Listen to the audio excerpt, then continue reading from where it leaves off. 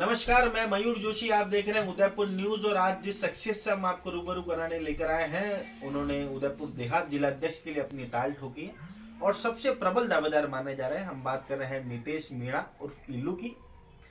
अगर इनका परिचय दिया जाए तो प्रारंभिक शिक्षा प्रसाद से प्राप्त करी और उच्च शिक्षा के लिए बीएन कॉलेज आए। और अगर राजनीतिक ताल्लुक की बात करी जाए तो ये रघुवीर मीणा, जो हमारे पूर्व सांसद हैं और CWC मेंबर हैं, उनके भतीजे हैं। इनकी माताजी भी पूर्व सरपंच है और वर्तमान में भी सरपंच है।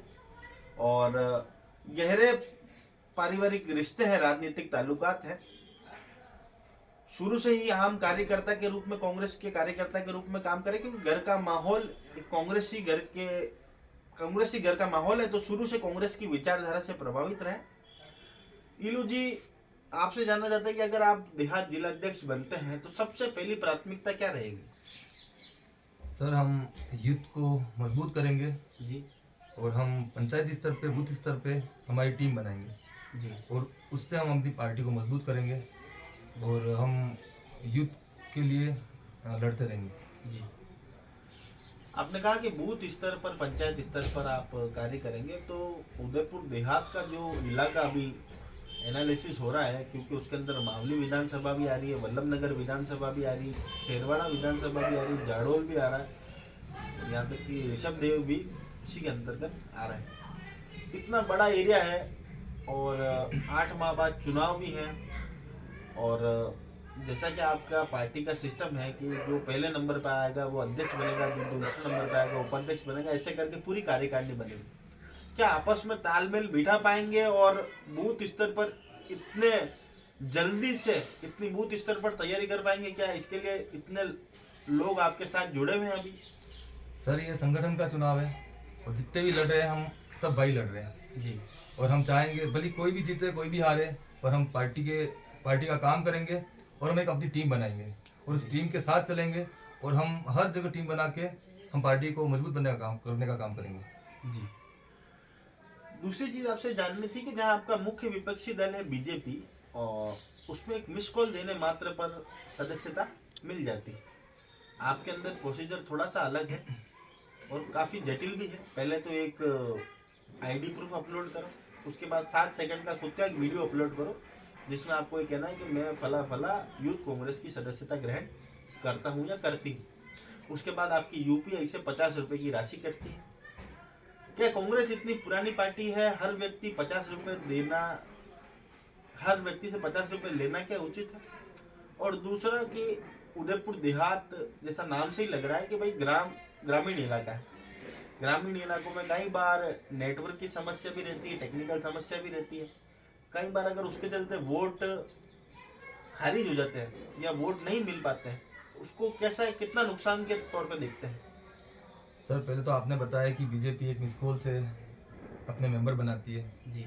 और हमारा ये है कि हम मिस कॉल से मेंबर नहीं बनाना चाहते। जो हमसे दिल से जुड़ना चाहता है जी। हम उसे अपना मेंबर बनाना चाहते हैं जी। और इसमें हमारा वोटर ID कंपलसरी है जी। फिर उसका वीडियो कंपलसरी है, फिर फोटो। तो ये प्रोसेस है। जी। जो हमारे से जुड़ना चाहेगा वो अपने बिल्कुल दिल से और मन से जुड़ेगा। जी। और 50 रुपए लेना कहाँ तक उचित है? सर, 50 रुपये लेना उचित ये है कि पार्टी फंड में ही जा रहा है वो पैसा, जी। जो कुछ न कुछ काम आएगा। जी। और तीसरा, अगर नेटवर्क की कोई समस्या रहती है जिसकी वजह से कोई वोट खारिज हो जाता है, तो इसको पार्टी का ये कितना नुकसान होगा इसको? सर, वो बिल्कुल नुकसान होगा, क्योंकि आमतौर पे नेटवर्क नहीं आता है कहीं कहीं और वहाँ पे क्या यूथ जुड़ना चाहता है हमसे। जी। उसके लिए भी हम कुछ न कुछ तो सोचेंगे। जी। एक सवाल आपसे और जानना था कि आज से पूर्व में जितने भी जिलाध्यक्ष रहे हैं, पहले देहात जिलाध्यक्ष कोई पोस्ट नहीं थी, ये सबसे प्रथम बार देहात जिलाध्यक्ष की पोस्ट बनी है। इससे पहले सिर्फ जिलाध्यक्ष हुआ करते थे। पूर्व में जितने भी जिलाध्यक्ष रहे, अगर उनकी कार्य प्रणाली देखी जाए, जब से चुनाव प्रारंभ हुए, जब से उनकी कार्य प्रणाली देखी जाए तो एक निष्क्रिय तौर पर उनकी कार्य प्रणाली रही। जयपुर दिल्ली में जरूर उन्होंने अपने तालमेल बिठाए, पर आम कार्यकर्ता को कांग्रेस की विचारधारा से जोड़ने में नाकाम रहे, और जिसका प्रभाव चुनावों में भी दिखता है। तो क्या अगर आप जिलाध्यक्ष बनते हैं तो क्या इस मिथ्या को दूर कर पाएंगे? इस कलंक को मिटा पाएंगे और आम लोगों को कांग्रेस की विचारधारा से जोड़ पाएंगे? सर, मैं अगर जिलाध्यक्ष बनता हूँ तो आम तौर पे मैं यूथ को बहुत मजबूत करूंगा और ग्राउंड लेवल पे काम करूंगा। जी और मैं आगे क्या हुआ उसके बारे में मैं कुछ नहीं कहना चाहूंगा। सब ने अपना अपना काम किया जी और मैं चाहूंगा कि अगर मैं बनता हूँ तो मैं मेरे साथ जितने भी लड़ रहे हैं उनको मैं अपने साथ लेके चलूंगा और सब मिलकर काम करेंगे। जी। एक गहरे राजनीतिक परिवार से आप आते हैं, गहरे राजनीतिक मतलब यूँ कहा जाए कि उदयपुर के स्तंभ हैं, उस परिवार से आप ताल्लुक रखते हैं, सबकी निगाहें भी आपके ऊपर हैं। और ऐसे में अगर आप जिलाध्यक्ष बनते हैं तो जो मुख्यमंत्री जी द्वारा अभी 2 दिन पूर्व 156 का टारगेट दिया गया, ये टारगेट 156 विधानसभाओं पर कांग्रेस जीत कर आएगी, ये टारगेट कांग्रेस ने लिया है। क्या उसकी पूर्ति, क्योंकि आपके देहात के अंदर भी शायद 4-5 विधानसभाएं लग रही है, क्या उन 5 ही विधानसभाओं पर कांग्रेस मजबूती से आएगी, इसका दावा कर सकते हैं? बिल्कुल सर, कर सकते हैं, क्योंकि मैंने भी जमीन से जुड़ के राजनीति की है जी और मुझे पता है कि हम यूथ को कैसे जोड़ सकते हैं। और मैं चाहूंगा कि हम यूथ को इतना मजबूत करेंगे कि हम हमारे विधायक यहाँ से जिता के भेज सकें। जी। अंतिम बात यह है कि अगर आप चैनल के माध्यम से आम जन से कोई अपील करना चाहें कि आपको वोट दें और वोट क्यों दें, तो अगर आप अपील करना चाहें तो?